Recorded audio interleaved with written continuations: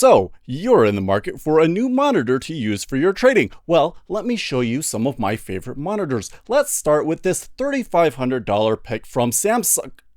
Oh, no, you don't want the one that What's Our Bucket has? Okay, yeah, maybe let's go into something a little more practical. Here's the thing, you can blow a ton of money on fancy monitors for trading, but that's not really necessary. There are plenty of affordable options, and you can even find them on secondary markets like, say, Craigslist, which is why I'm making this video. I'm going to teach you everything you need to know about trading monitors so that you can judge what's available in your area. There's also a bigger lesson that I'm trying to teach you here though, so just stick with me to the end, even if you think you know everything there is to know about computer monitors.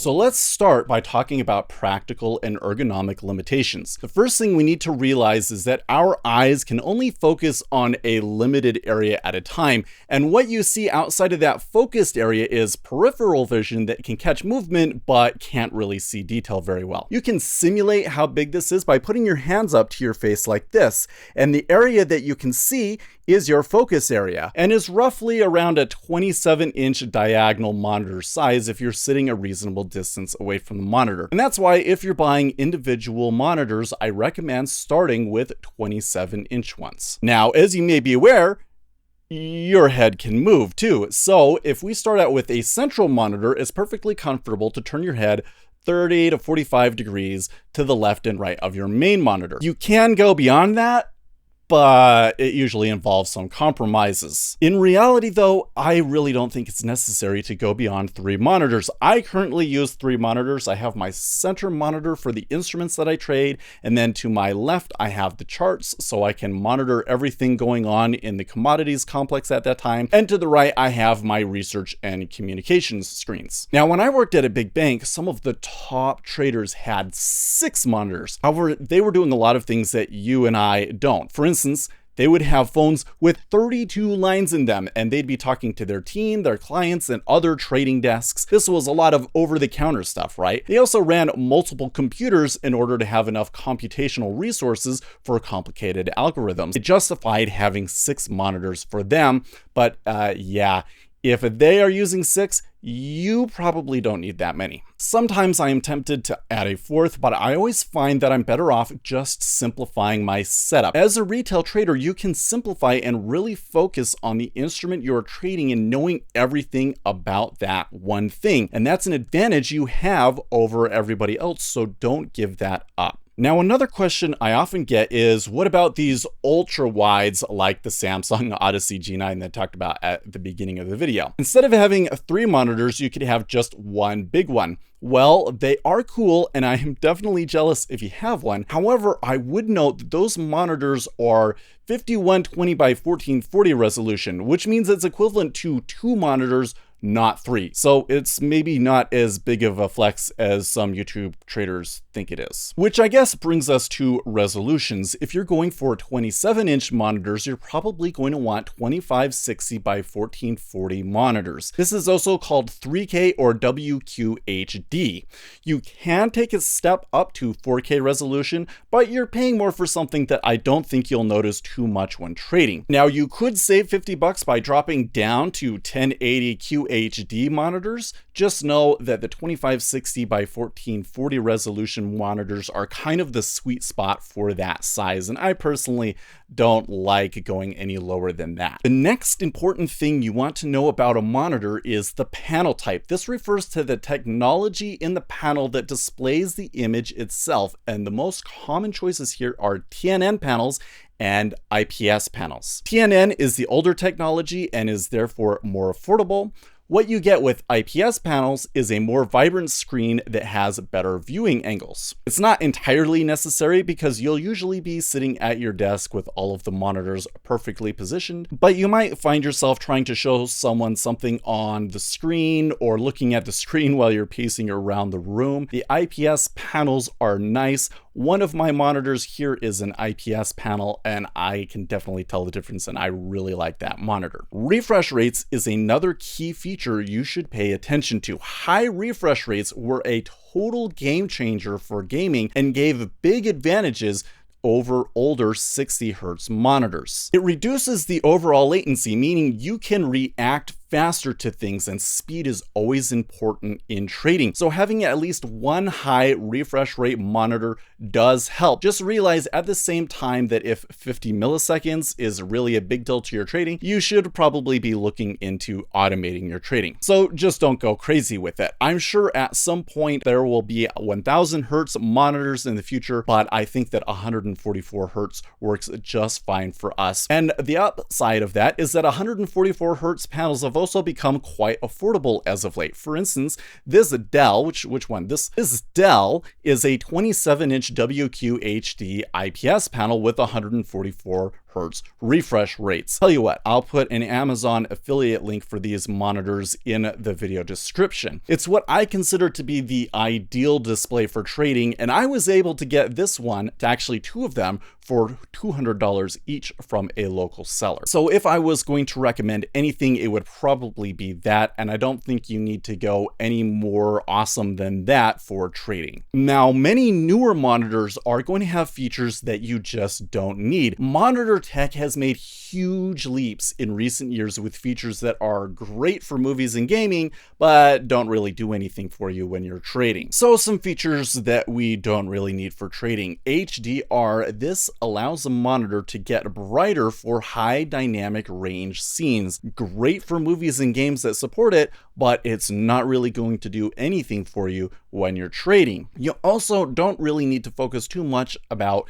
anti-blur features like ULMB, light boost, etc. These features help for fast-moving scenes in games, but they don't really help for the mostly static scene that we use, and they also generally decrease the monitor brightness. You also don't really need G-Sync. This has to do with syncing up when your monitor refreshes compared to when the next frame is available. If they don't sync up, you'll get tearing in the image where the top part of the image is one frame and the bottom part of the image is the other frame, and this really sucks for gaming, but you're probably not going to notice it in trading and business applications. Now, there is a competing technology called FreeSync. It's not quite as advanced, but it is a lot cheaper and it gets the job done. So for traders, there's not really any reason for you to pay up for G-Sync. Lastly, we don't need super accurate colors. This is actually one of the most exciting developments in the monitor industry right now. Color accuracy that was previously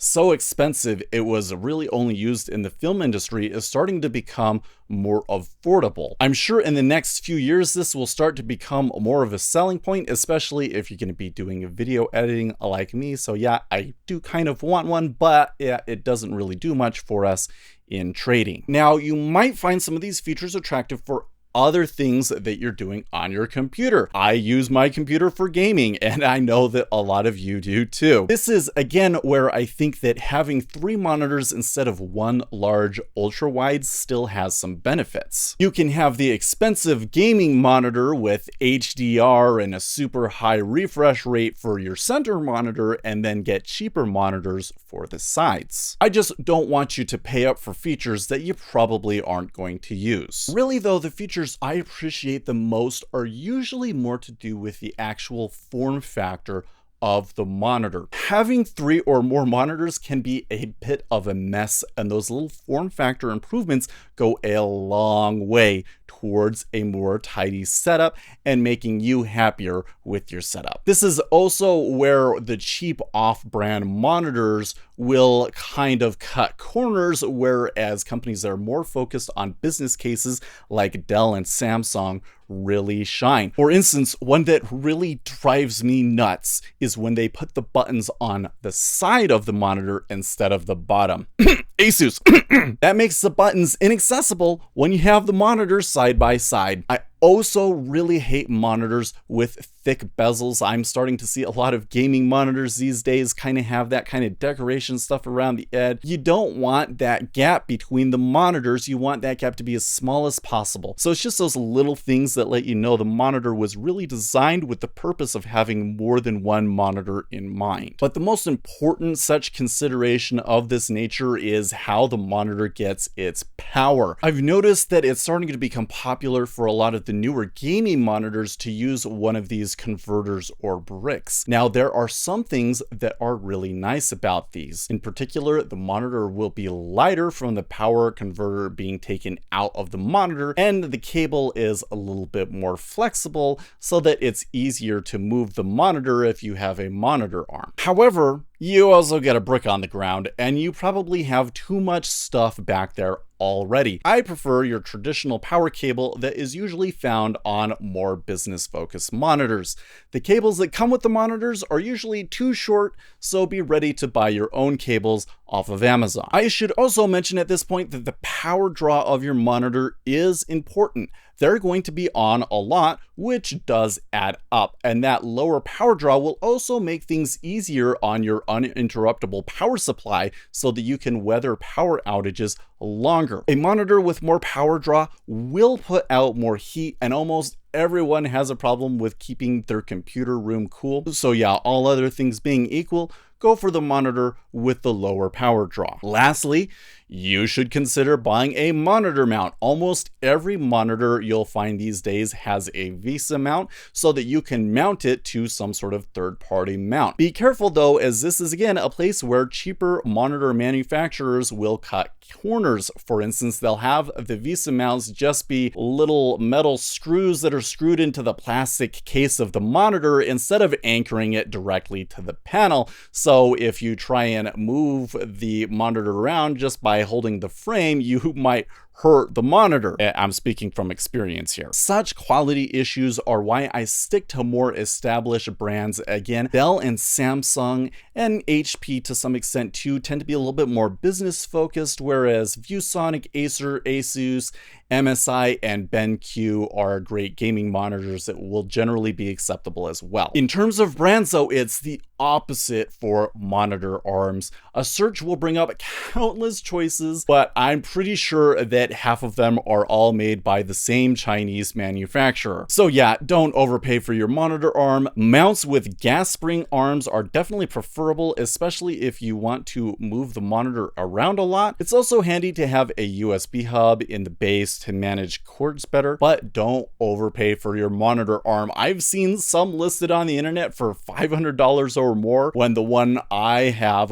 cost about 120 bucks and works perfectly. So I will put an affiliate link in the video description for the monitor arm that I have, but I'm not saying it's anything special. Just about anything that you see out there will probably do fine. Having multiple monitors can do wonders for your productivity and is a definite must for traders. I recommend that you have at least 2, if not 3. So don't be afraid to invest in a second or third monitor when you're just starting out. Just realize you don't have to go crazy with it. You should be able to find suitable monitors being resold in your area for $100 to $300. Some people go really crazy with it just to flex. But I say the biggest flex for a trader is getting the best price, which is really the bigger takeaway that I hope you get from this. The way that I go about trading is the same way that I go about finding a new computer monitor. Learn everything you can pertinent to the price of the asset that you're trading. There are some features that people will overvalue, like how popular a company is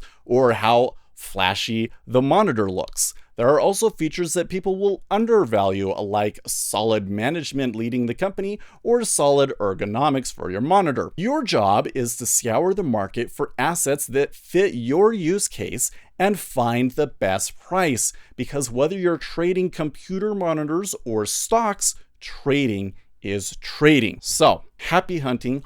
I'll see you during the morning live streams every weekday starting at 8:20 Eastern time, and in the meantime, stay profitable, friends.